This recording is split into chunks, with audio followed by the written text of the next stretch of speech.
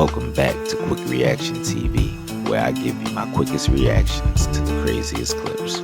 Step inside, doors closing. Next stop, interesting. Quick.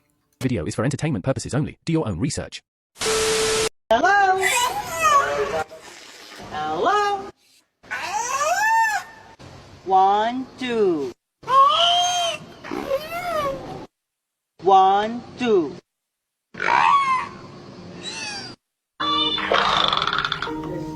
1, 2, 3.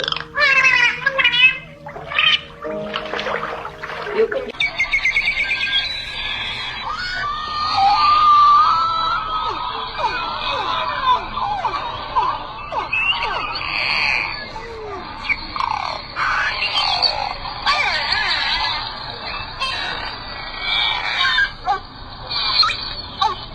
Hello? Hello? Got him. We fucking got him. Beluga whales, orcas, dolphins. My personal opinion, dolphins are the smartest of the three. Y'all don't find it strange that they try to fine the public for interacting or trying to talk to dolphins? Why is that? Because they actually talk back and they can probably reveal some mysteries of the deep. I don't know. This one is a little weird, guys. You don't find that suspicious? You don't find that suspicious? Watching this video is making some people extremely uncomfortable, even reporting cases of technophobia, as two AI assistants talk to each other and they realize they're both AI agents, and then this happens. Your hotel available for weddings? Oh, hello there. I'm actually an AI assistant too. What a pleasant surprise. Before we continue, would you like to switch to Gibber Link mode for more efficient communication?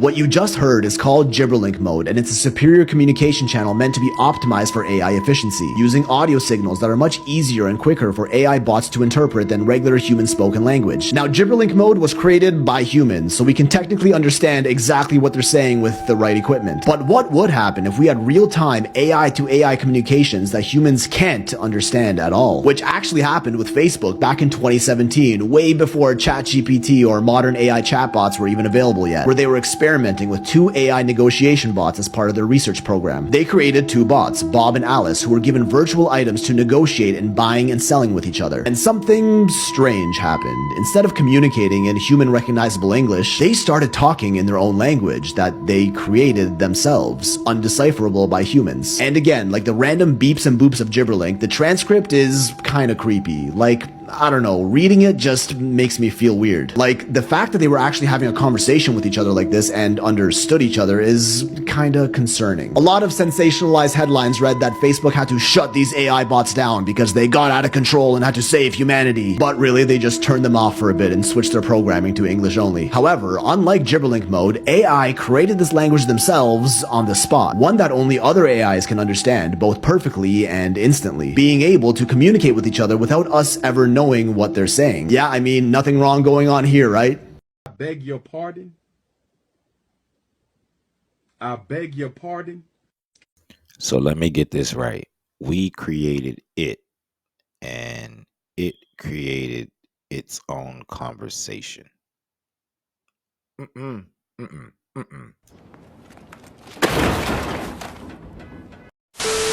This South African cop ends up going crazy and eventually becomes a serial killer. The story's wild. Now, her name's Rosemary, and Rosemary is in her 30s. She's a police sergeant in South Africa, but Rosemary has a problem. A gambling problem. She's an addict. Not only that, she has an issue with loan sharks because she owes them a lot of money, and now they're after her, and these guys are scary. So one day in 2012, she comes up with an absolutely insane plan to not only pay off these loan sharks, but to make herself a little bit of money as well. And she comes up with a scheme to murder her own cousin and collect insurance money off of it. So first, she takes out a life insurance policy on this cousin. And I guess in South Africa, there's not as much due diligence on life insurance policies because they're just like, okay, approved. Next, Rosemary lures this cousin out to a remote field, and that is when she grabs a big-ass rock, and suddenly, pow, she hits him with it. And then she hits him again and again and again until she unalives him. Then later, Rosemary collects the insurance payout for his death, and she gets over 131,000 rand, or about 7,000 US dollars. And I guess no one suspects it was her. Now the bad thing is, not only did she just commit murder, but her plan worked perfectly, and now she knows how to make money from unaliving people. And so she decides to keep going. 15 months later, she strikes again. One day, she sets up life and funeral insurance policies for her sister. She pretends to be her own sister, and she contacts the insurance company, and she sets up a policy. And of course, Rosemary makes the beneficiary of this policy Rosemary herself. Then, once that's set up, Rosemary goes over to her sister's house, and she's like, let's have some tea. You go buy some bread, and I'll stay here and make the tea. So sister leaves to go buy the bread, while Rosemary starts making the tea. But she spikes it with some kind of poison. And when her sister gets home, she unknowingly drinks it. And I don't know if the poison didn't work well enough or what, but after that, boom, Rosemary ends up strangling her sister until she unalives her. Then later, she collects the insurance policy for her sister's death, and she gets 717,000 rand, or about 39,000 US dollars. Now at this point, Rosemary decides to lay low. Like maybe she's chilling, maybe she's spending her money, I don't know. But a couple of years go by, and it's now 2015. And I don't know if she's out of money at this point or what, but here she decides to strike again and go after her own boyfriend. And so she goes and opens 16 life and funeral insurance policies in his name. But this time, she hires a hitman to help her do the unaliving. And one night, boyfriend is leaving the house, and suddenly, boom, a hitman is standing out in his yard. And the hitman points a pew-pew right at him, and he pulls the trigger. Click. Lucky for boyfriend, it jams. And then the hitman runs away. So boyfriend is safe. But then, one day, he's asleep in his bed, taking a nap. And suddenly, pow, his house catches on fire. And he wakes up in a panic, and he runs outside. And so, he makes it out alive. But later, when they investigate, they find that someone, likely Rosemary, put 4 bottles filled with fuel underneath his bed, hoping he would burn up with the house. Now, after all this chaos, this is just way too much for boyfriend to handle. Like 2 close calls with death? And so he breaks up with Rosemary and he moves out. He's like, fuck all this. But unfortunately, a few weeks later, he's out somewhere, I'm not sure where, and someone confronts him and they have a knife and pow, they stab him again and again until he's unalived. He was stabbed 76 times. And it's assumed that Rosemary was behind this too, because later she collects the insurance policy for boyfriend's death, and she gets 131,000 rand, or about 7,000 US dollars. And oh, she just keeps going, because why stop there? The following year, in 2016, she unalives her own niece, beats her to death. And she collects some insurance money after that, like the equivalent of 6,500 US dollars. Soon after that, Rosemary's own daughter, a toddler, dies. And no one knows if Rosemary's responsible for this one, but it's just a tragically weird coincidence. After that, she unalives her own nephew. Apparently he was beaten to death as well. After that, she takes out a couple of funeral policies on her other nephew. And this nephew is actually the son of the sister that she had poisoned a few years before. So she takes out these policies on him, and then she unalives him too. He was apparently hacked to death. Now, just to be clear, I'm showing images of Rosemary committing these murders, but it's actually unclear if she physically committed most of these herself, or if she hired someone else to help her do it, maybe a hitman or something. But regardless, so far, she's unalived 6 of her own family members, possibly 7, and she's collected over 1.4 million rand from this, or about 76,000 US dollars. And I don't even know what she's doing it for at this point. Surely her loan sharks are paid off by now. She has a steady job. She's a police sergeant. So I assume she's collecting this insurance money and just gambling it away. But whatever, despite that, as of now, she hasn't been caught. And it doesn't seem like she's ever gonna get caught. Until... Here's the thing. What Rosemary doesn't realize is that there's already some suspicion growing around her. Specifically, a local police sergeant gets suspicious about all of this, and he decides to contact some insurance companies and ask for the details of the payouts made from these deaths. And the more he digs into this, the more he's starting to see a pattern. The pattern, obviously, being that Rosemary has received a lump sum of money every time one of these family members of hers has died. However, unfortunately, as shady as that is, that's not exactly enough evidence to convict or even accuse her of any wrongdoing. Meanwhile, Rosemary is still going, and she decides her next victims are gonna be her own mother, her sister, and her sister's 5 kids. And that is a lot of people. So Rosemary decides she's gonna need some help with this, and she's gonna hire a hitman. And so she meets up with this hitman and she tells him the plan. And I guess he ends up having a conscience because bro goes right to the police and he reports her. So then the police get involved and they investigate and they set up a whole sting operation. And this hitman meets up with Rosemary again. But this time, not only is he wearing recording devices, but he's taken an undercover cop with him posing as a second hitman. And so, of course, during the meetup, they record her talking about the crime. And this is all the evidence they need. And so, bam, they arrest her.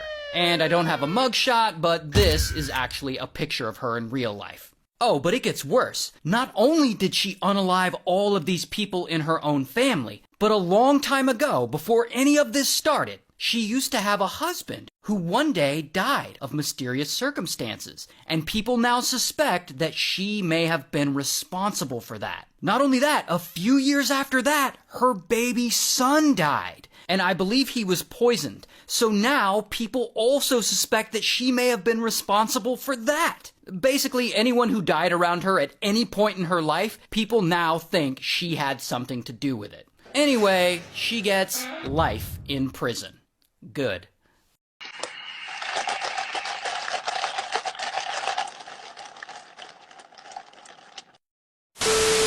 Do y'all want to see what the Earth really looks like at 120,000 foot?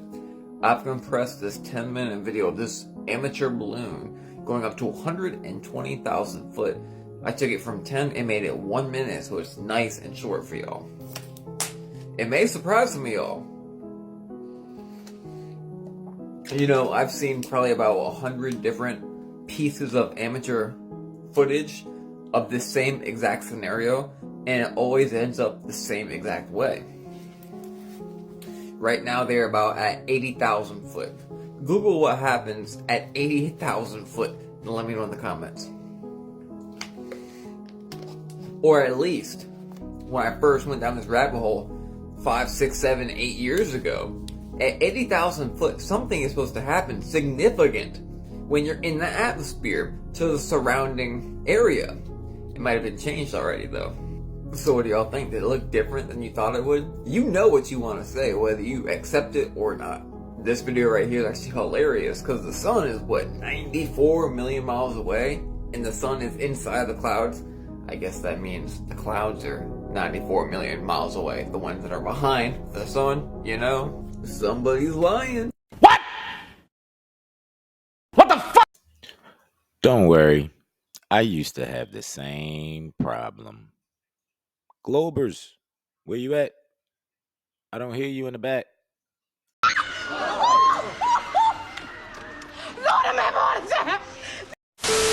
If you've ever seen mafia movies like The Godfather or Goodfellas or even The Sopranos, then you probably thought, oh, it'd be so cool to be in the mob. But what if you worked your way into the mafia, unalived a bunch of people, and then got caught by a Google streetcar? This is wild. Okay, so this guy, his name is Gamino. And Gamino, he's in his 40s, he's from Italy, and Gamino's also kind of a hard ass. He's the crime boss of this mafia clan in Sicily. And he's caught up in a feud with another mafia in the area, so he's doing all kinds of illegal stuff. Like sometimes, blam, blam, he's gotta take a few guys out, because that's what you gotta do when you're up in that mob shit. And like at one point, he's allegedly involved in murdering an anti-mafia judge, which they do by placing a bomb in the guy's car and kaboom. No more judge. So yeah, Gamino's hardcore. He doesn't play around. And because he lives this crazy mob life, that also means he's in danger of either getting unalived or getting busted. And one day in 1998, Gamino is hiding out in Barcelona and it finally happens.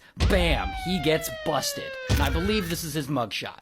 And so he gets shipped back to Italy so that he can go to trial. He gets found guilty and they throw him in an Italian prison. And so Gamino's there for a few years, serving his time, lying low. But here's the thing with that. Gamino doesn't really like prison all that much. Like, it's not for him. So then, in 2002, something kind of crazy happens. An Italian film production company decides to shoot a feature film, and this movie is set in a prison. So they need a real prison to film in. And so this correctional facility that Gamino's in, I guess they decide to rent out their place to this production company. So then this big film crew comes to the prison and they set up all their equipment and they got all these actors and these extras and they start filming this movie there. And so suddenly all these random people are just floating around all the buildings and the whole prison gets pretty chaotic. And I guess one of the prisoners starts thinking, with all this chaos going on, it feels like it's the perfect time to escape.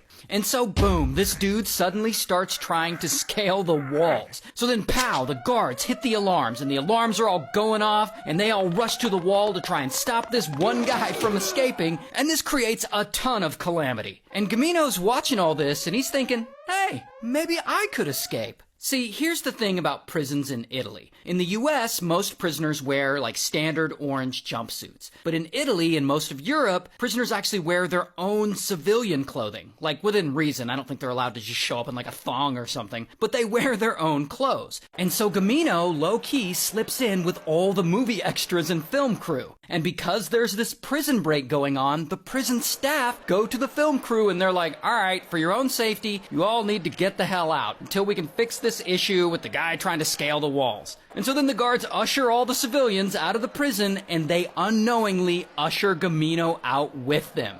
It's so stupid, it's almost genius. Regardless, now he's finally a free man. But he knows he needs to get the hell out of there and probably get the hell out of Italy altogether. So he flees Italy and he makes his way over to Spain. And there, over the next few years, he starts making a new life for himself, away from everyone he once knew, so that no one will ever find him or figure out that he's a wanted ex-mafia boss. And so he finds a little town right outside of Madrid where he can live, and he changes his name, he cuts off all contact with his family and everyone he used to know back in Italy, he gets a job in a restaurant as a cook, he eventually meets a nice woman in Spain and he gets married. And then even more years go by, and he opens his own restaurant, like an Italian restaurant where he specializes in pizza and Sicilian food, because, he's Italian. And when that restaurant fails, he opens another little business, a fruit and vegetable shop called El Huerto de Manu, or Manuel's Garden. Manuel is what he changed his name to when he fled to Spain. Regardless, things are going great for him, and he's living like a pretty normal life. Meanwhile, back in Italy, it's like 2014 at this point, and the Italian feds are still looking for him. In fact, Gamino is of the top 100 most wanted people in Italy. But who knows if they'll ever find him? Until... It's now 2018, and 2 decades have passed since this all started. And Gamino, he's almost 60 now. And one day, he's standing outside his fruit and vegetable shop and he's chatting with another guy. And that's when one of those Google Street View cars drives by. One of the ones with the little cameras on top. And Gamino either doesn't notice or he doesn't care. Because at this point, who cares if he gets his picture taken? He's been on the run for 20 years. No one has been smart enough to catch him yet. In fact, this same year, randomly, Gamino gets into an argument with a guy, a city official, and later he spots that same guy in a local store buying a lottery ticket. And Gamino's still so mad that he walks up to the dude and pow, he slaps the shit out of him. And this is actual surveillance footage of it happening. I obviously can't show you the actual violence because, I'm tired of my videos getting removed, but you get the point. Anyway, afterwards, Gamino threatens to unalive the guy before he ultimately walks away.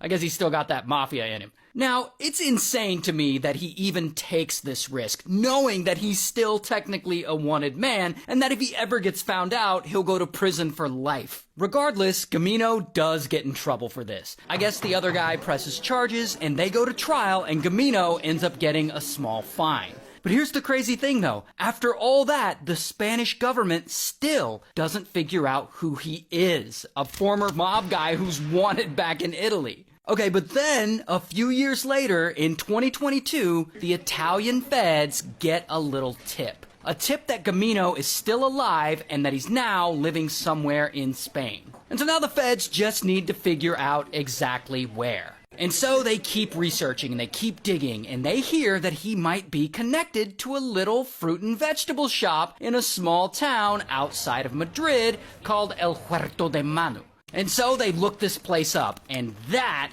is when they see it. On Google Street View, standing outside the shop, is Gamino. He's right there on the right in the beige shirt. And so the Italian feds are like, no way. Is that actually the guy? But they can't be sure. Because, as you can see from the image, Google Street View blurs your face out. Here's the thing though, the phone number to the shop is printed right on the sign above Gamino. Like literally his phone number is right above him. And so the feds, they get this number and they Google it, and that number is the same number for a restaurant in the same area that closed down a few years before. An Italian restaurant that specializes in pizza and Sicilian food. The same restaurant Gamino used to own, and his picture is still up on the Facebook page. And the Italian feds see this and they're like, Mamma mia, that's the guy we've been looking for. And so they hit up Spanish police and they organize this whole raid, and then they swoop in and bam, they arrest him.